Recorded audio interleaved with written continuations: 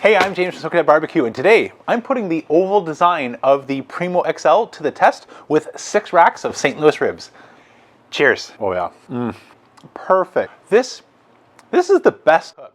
Now, a little bit about the setup for today's cook. A few weeks back, I shared a Kamado Joe heat deflector placement test using an IR gun as well as an IR camera to better understand the mystery of what's going on with the heat signatures inside of our Kamado grills and how we can use that information to our advantage. And what I saw comparing a regular indirect setup to my preferred double indirect setup, where if you've never heard of that, that's a heat deflector, air gap, and another heat deflector, is we were able to, even in the IR data, see a much harder working fire underneath of our heat deflectors and get the benefit of that cleaner, hotter fire in an otherwise very energy efficient cooking vessel. And you might be saying, well, it's running hotter, isn't that going to transfer more energy to the bottom of the food? Because of that air gap, I also saw nearly a 200-degree Fahrenheit reduction in the surface temperatures of the stones by installing a second heat deflector with an air gap above the heat deflectors in the bottom position. And so this is exactly what I wanted to try and confirm ahead of today's rib cook inside of the Primo to see if I can get a similar results. So to do this, I had to go shopping and buy a couple accessories. Unfortunately for me, the closest dealer that has these accessories in stock, the extra large pizza stone as well as the raised racks, was a 4-hour round trip. So thanks to the team from Friendly Fires for shooting me a small discount to help compensate for the gas of that longer trip, but they had everything that I needed. So the setup that I'm going to go with is filling our charcoal basket with some fresh Fogo, placing in some cherry wood for smoke, using my Grill Laser grill gun to get a nice hot fire in the center, installing the heat deflectors on the Primo heat deflector racks just like you normally would. And this is where I have a temporary solution that I'm using a drip tray for my air gap separator. If you had some stainless steel nuts and bolts or things like that, you could build a little bit of air gap. I might look into a rack solution, but for right now, I went for the drip pan as my air gap, wrapped my Fred stone, the extra large pizza stone, in aluminum foil so I don't get any pork grease or fat on that, so I can save that for pizza in a future cook. And I was able to achieve similar results, or at least in the data, it looks like similar results. It's going to give me the same better performance that I've achieved in many other Kamado brands. So that's how I'm going to set up the Primo XL for today's cook. Let's grab our Grill Laser grill gun, get that fire going, and while that's coming up to temperature, we can work on seasoning up our ribs. Today's video is being brought to you ad-free by the team at Meter. Let me tell you about their Father's Day sale, and I'll get you back to the action as quick as that little line on the bottom reaches the end. As a dad who loves to grill, even I, as a YouTuber doing this all the time, can get a little bit over carried away with my recipes and techniques, which is why you often see me rely on the assistance of something like my Meter Block or my Meter Plus. And to help you celebrate your father or father figure in your life, the team at Meter is running a save up to 30% sale on for Father's Day right now across many items on their website. So whether you're looking at the original Meter, the Meter Plus, or the Meter Block, there is a deal to be had for Father's Day on right now. If you have a quick question about which one should I get for dad, if you're often doing a single cook or a single steak, something like the original Meter or Meter Plus is a great fit. If you're like me and juggling many cooks at the same time, you can do no wrong with something like the Block. And if you've got the technology enthusiasts in your life and they want the latest and greatest tech, this year the Meter 2 Plus was introduced, and while this may not be part of the sale, dad will be getting some amazing new technology. So if your steak is overcooked next time you're visiting,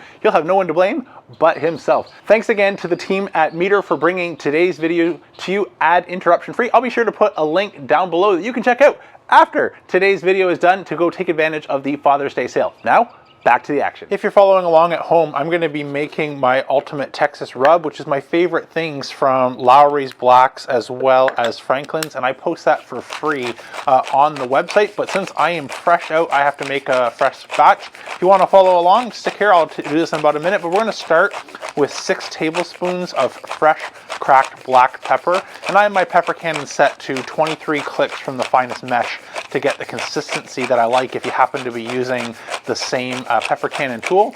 And speaking of the pepper cannon, I've measured it out. I'll just show you here, come out a fast forward, that the line, and we're almost there right now, is 2 full tablespoons. So I'm just going to add a little bit more, and that'll be my first 2 tablespoons, and I'm going to do that 2 more times in order to get my 6 tablespoons of fresh cracked black pepper. And there we go, there's our 6 tablespoons of black pepper. You will note a note on the website. Since we're doing this cook the same day, we can get away with this rub ratio. But if you happen to go for something I really like doing, the overnight dry brine, while I add my 4 tablespoons of Diamond Crystal kosher salt, is instead, if you're going to go for the overnight dry brine, use my wing dust recipe, which is a little bit less salt forward. This one works amazing for larger cuts like brisket and a pulled pork shoulder or pork roast or something like that that can stand up to the salt. Ribs, something thin like this, if we were to overnight dry brine, this can be a little too salty, but is totally fine when you're applying it and starting to cook same day. So that's why I'm making this one. Next, we're going to add 2 tablespoons or 1 cap of Lowry's seasoned salt. If you can't find this in your store, I have a copycat recipe further down below on my recipes page as well, so you can get something that comes out 95% just the same as this. Next, it's going to be 1.5 tablespoons of paprika, with the other half tablespoon coming from cayenne pepper. Then we've got 1 tablespoon of granulated garlic, another tablespoon of granulated onion. Make sure you get the granulated, not the powdered kind. And now we'll go for a full 2 tablespoons of coarse granulated garlic. Costco sells this. Give us some texture. This is something that really stood out in the Goldie's rub that everyone liked, is the texture. And last but not least, 2 tablespoons of crushed red pepper flakes. Mix that well so everything's fully incorporated, and our ultimate Texas dry rub is ready. Let's grab our ribs.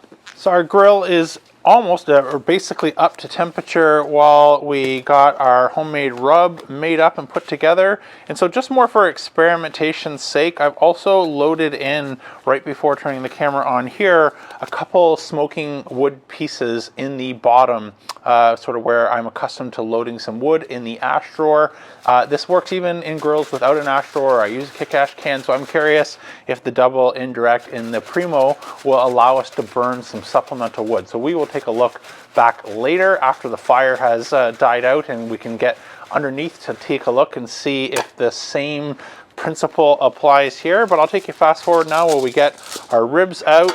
I'm going to pat them dry and apply our rub to bottom and top side. I'm not going to bother removing any membrane.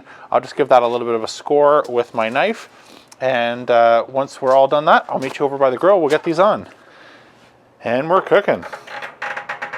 So the game plan for these ribs, just like my KJ Rib 101 video, I'm going to follow and try the same method here on the Primo XL. And that consists, if you haven't seen that video, starting with 2 hours of smoke, finishing the last hour running between 270 and 300 degrees Fahrenheit in the foil boat, which I've just now put the ribs into so that they're going to soak up some smoke on the top for that last hour. And noticing with my double rack configuration here, as the fat starting to render, we're losing some of the bark on the ribs underneath. So I wanted to rotate those through halfway through, but now for the last hour, there's going to be no more dripping, since all the drippings will be collected by the foil boat, and we could finish improving the bark on the ribs that are in the lower position for the last stretch.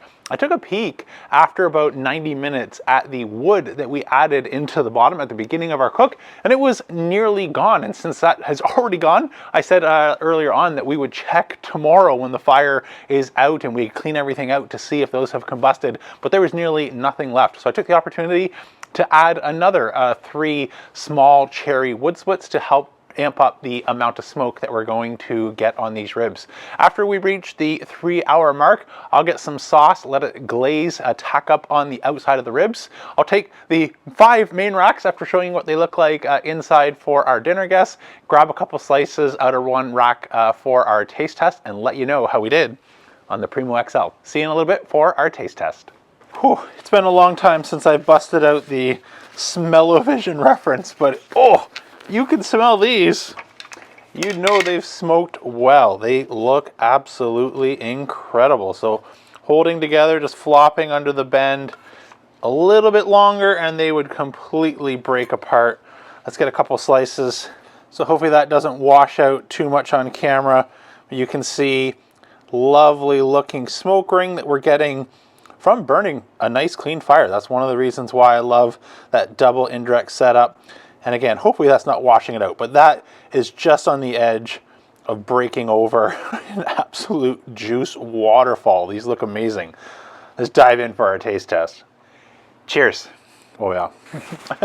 I'll remove some of the sauce, not all the sauce, but as you can see, perfect bite through tenderness, not falling off the bone, but ever so slightly of a tug, and it comes absolutely clean. I'm going in for another bite.